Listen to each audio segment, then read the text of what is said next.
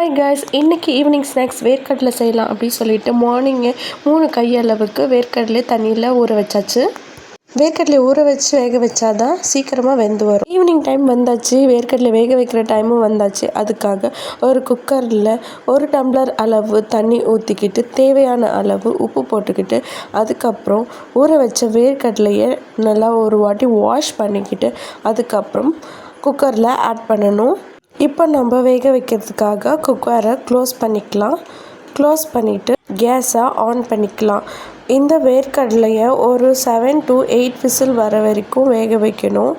இது எங்களோட நிலத்தில் விளைஞ்ச வேர்க்கடலை மணிமணியாக இருக்குது பாருங்கள், டேஸ்ட்டும் செம்மையாக இருக்கும். இதுதான் என்னோட பாப்பாவோட இன்றைக்கி ஈவினிங் ஸ்நாக்ஸு. ஸோ நான் இதை எடுத்துகிட்டு போய் கொடுத்த உடனே என்னுடைய பாப்பா ரொம்பவும் ஹாப்பி ஆகிட்டு தேங்க்யூலாம் சொல்லிகிட்டு இருந்தாங்க. அப்புறம் ரொம்ப என்ஜாய் பண்ணி சாப்பிட்டாங்க.